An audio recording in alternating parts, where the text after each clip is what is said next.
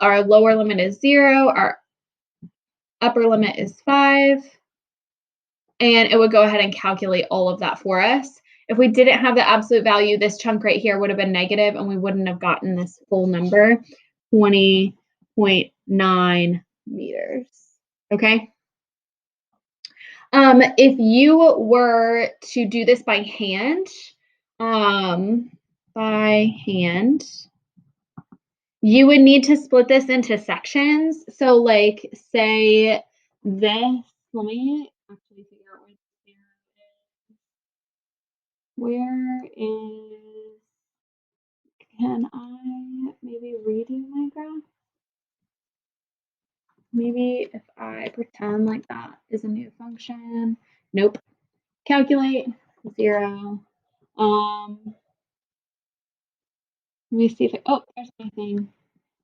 Left bound, right bound guess. So my 0 is like 3.23.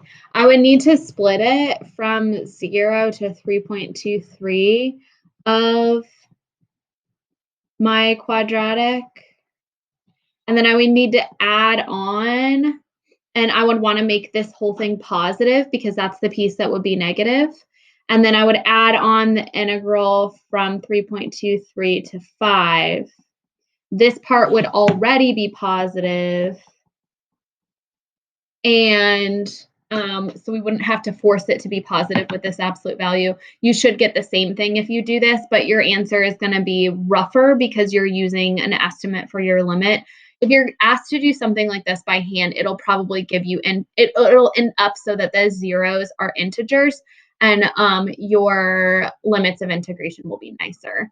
But in this example, we just do it this way. Okay? All right, let's flip. All right, so we have an example. It says a particle P moves in a straight line. Its acceleration is given by A equals -2 over t plus 1, where A is in meters per second squared. The particle is at rest when t is equal to 3 seconds. So at rest, remember, means that v of t is equal to 0. And because this is when t is equal to 3 seconds, this tells us that v of 3 specifically should be equal to 0. Okay? So for part A, it wants us to find an expression for v in terms of t. To find v from A, we have to integrate. So let's integrate. So v of t should be equal to the integral of our acceleration function plus 1 dt. Okay, now because we are actually looking for this function, we can't use our calculator. We have to actually integrate this. So I'm going to make this my u, t plus 1. This means my du is going to be just 1, and it's going to be dt since we're differentiating and integrating with respect to t this time. Also, I can split this up so that the u substitution does not look so complicated. 1 dt. This, you guys should be able to integrate super easily. Okay, so we're just focused on this piece right now for the u substitution.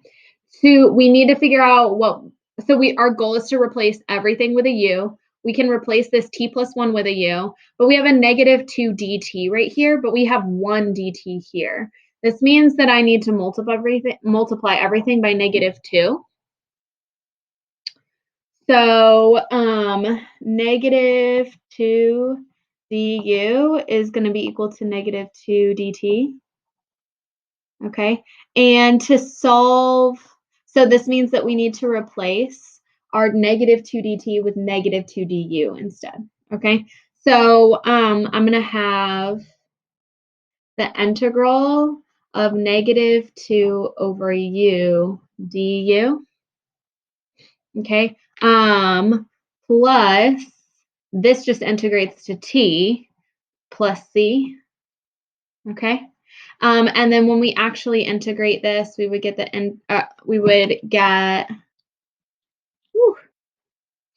negative 2 times the natural log of u plus t plus c. We want to replace our u. So negative 2 times the natural log of t plus 1 plus t plus c. Okay.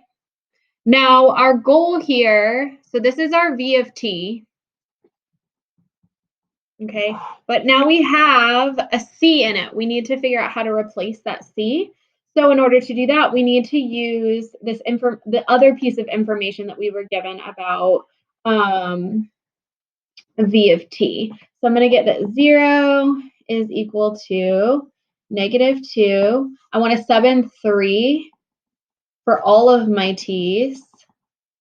So I get that 0 is equal to negative 2 times the natural log of 4 plus 3 plus c. Okay, my goal is to solve for c. So I want to subtract, or I'm sorry, add my 2 natural log of 4 to both sides. I meant to do this in a different color.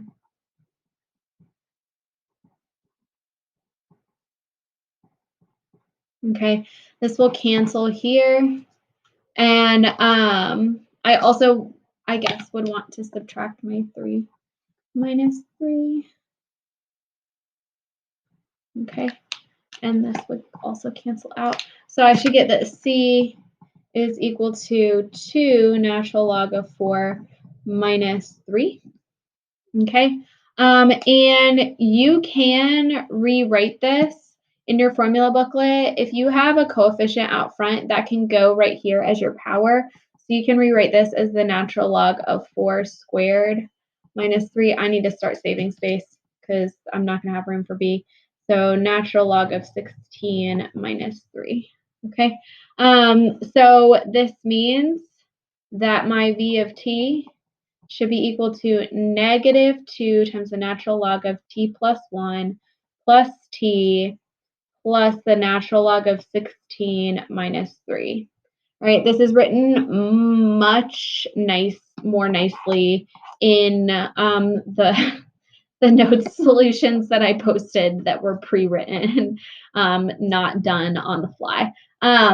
So I would accept this if you left this natural log of 16 as 2 natural log of 4, that would also be acceptable, okay, in the final answer. All right, so that's part A. Part B says find the total distance traveled by the particle over the first 6 seconds. So to find the total distance traveled, we want to take our, so this is like S of t. To find our total distance traveled, I'm not going to name it. Find our total distance traveled. What we have to do is we have to integrate the absolute value of our v of t function.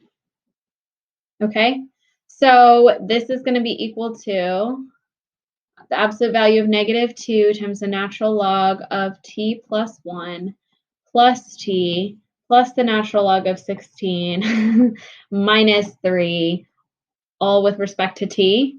And it says over the first 6 seconds, that indicates that my limits are from 0 to 6. Okay. All right, the absolute value forces it to be positive. We are just going to throw this in our calculator.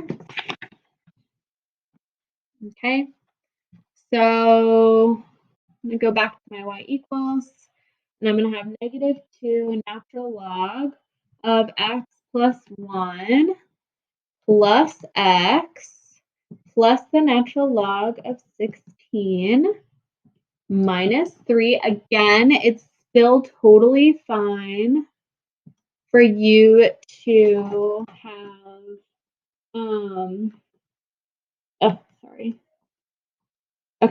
for you to have 2 natural log 4 here instead of the natural log of 16. Okay, so now we're going to graph that. It's ugly, but there it is. And we are integrating, so second graph, from 0 to 6. And so, toddler is wanting my attention. You should get 3.94 meters as your total. Okay, and that is given here. We round it up.